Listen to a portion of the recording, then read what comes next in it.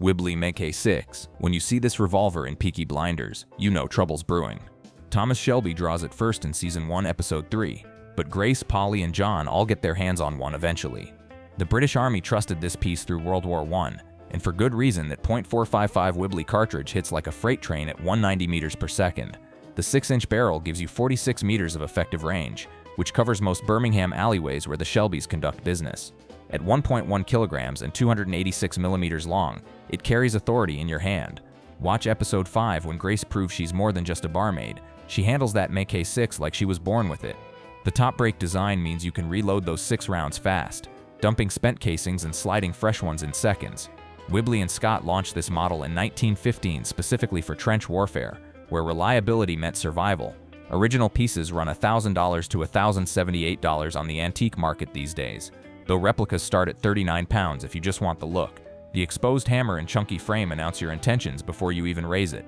Every British officer carried one through the Great War, and that double-action trigger meant you could fire fast and dirty, or take your time for a clean shot.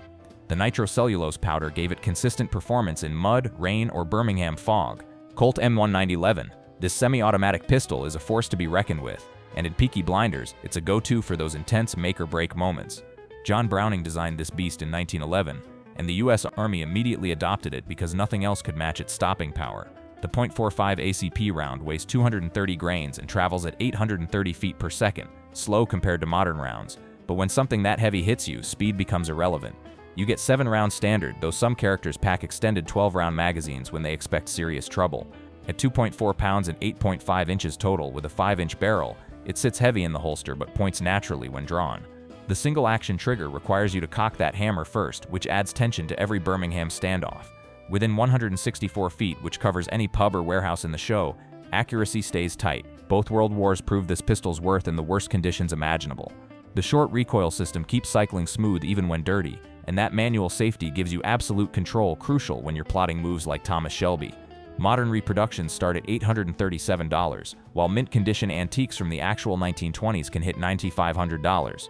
The show captures how this American iron found its way into British gang culture, mixing with local hardware in the post-war arms trade. Mauser C96, the broomhandle. This semi-automatic pistol is instantly recognizable and packs a punch in Peaky Blinders. Billy Kimber's men brandish these in Season 1, Episode 2, and by Season 4, Thomas Shelby himself carries one. That distinctive grip earned its nickname, but the real story is the 7.63 per 25mm Mauser cartridge screaming along at 1,450 feet per second. The 86-grain Spitzer bullet reaches out to 492.656 feet, effectively longer than most pistol fights, but Birmingham's industrial sprawl sometimes demands that reach. Mauser introduced this in 1896, making it one of the first successful semi-autos ever produced. At 2.5 pounds and 12.3 inches, it feels more like a compact rifle than a pistol. Loading happens through the top with stripper clips feeding that 10-round internal magazine, a process that looks dramatic on screen when someone's reloading under pressure.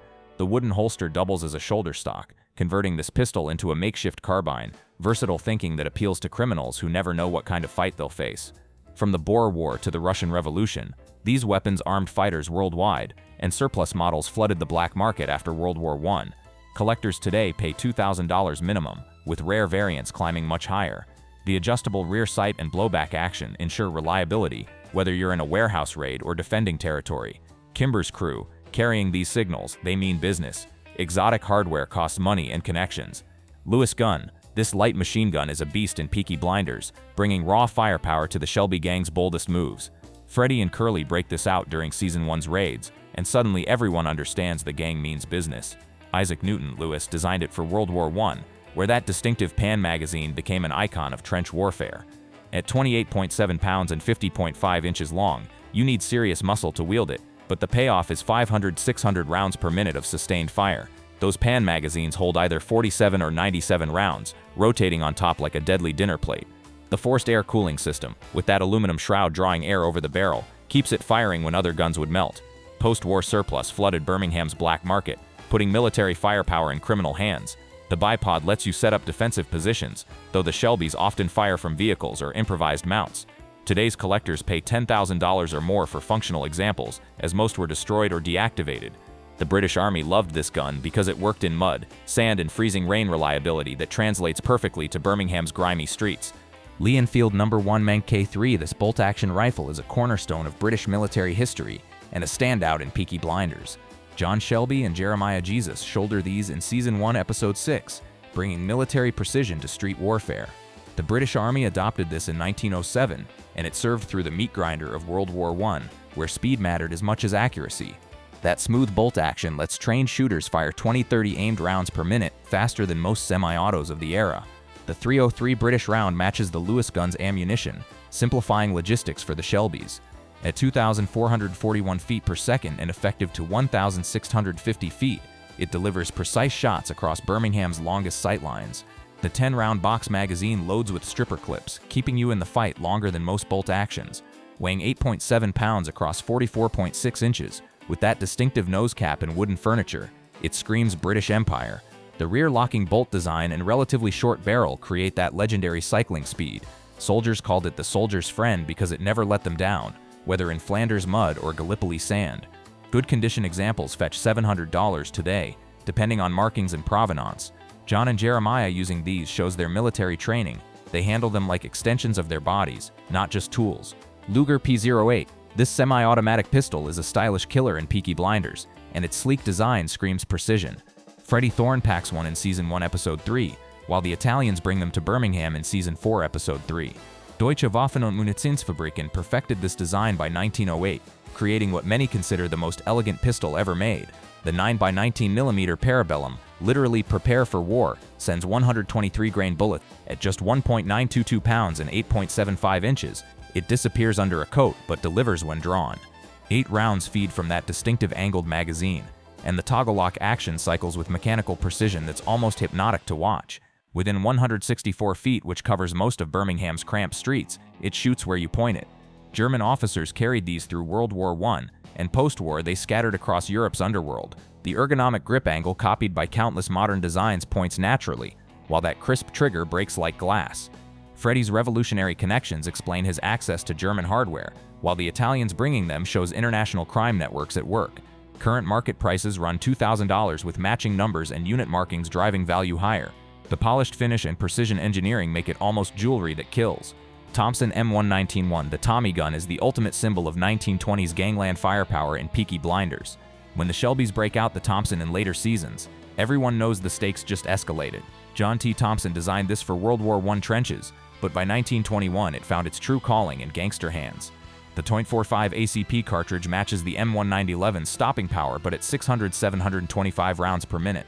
Those 100-round drum magazines turn it into a bullet hose, while 20 or 30-round stick mags offer better balance for mobile work. At 935 feet per second and effective to 492 feet, it dominates the middle ground between pistols and rifles. The 10.8-pound weight and 33.9-inch length demand commitment. You don't conceal a Thompson, you display it.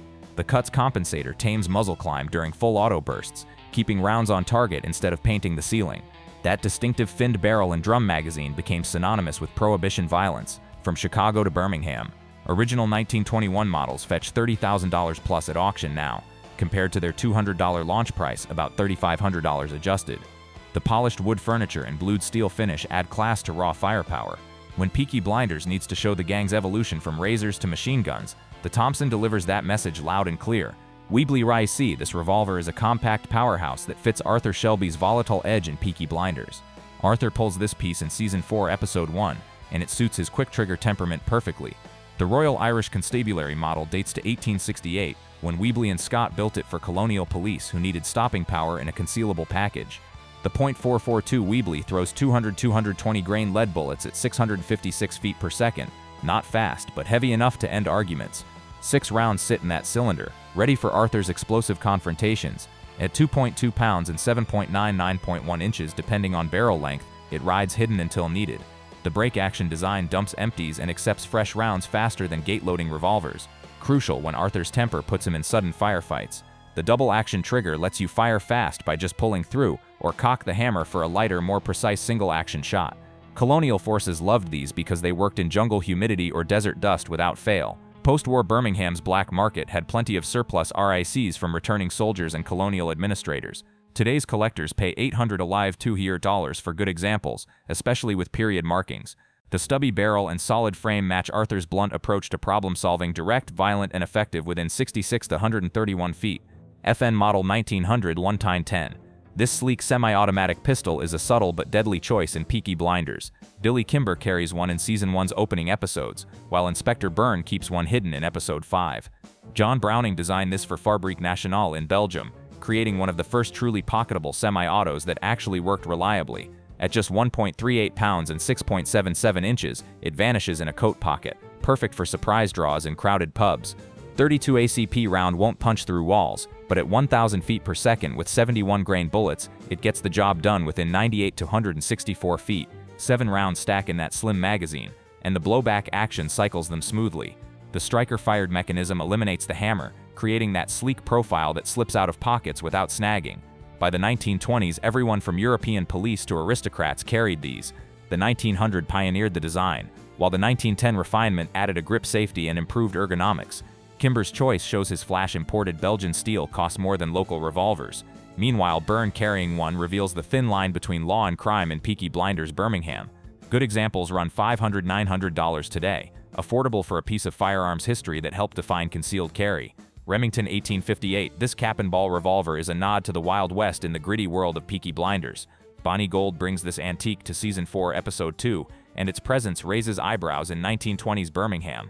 While everyone else packs cartridge guns, Bonnie loads powder, ball, and percussion caps like it's 1865. The 44 caliber lead ball leaves at about 700 feet per second, slow by modern standards but devastating at close range. That 8-inch octagonal barrel gives it reach to 131 feet, and the weight, 2.7 pounds across 13.6 inches, makes it steady for aimed shots. 6 chambers in the cylinder, each requiring individual loading with powder, wadding, ball, and cap. The brass trigger guard and walnut grips look almost decorative against Birmingham's industrial grime.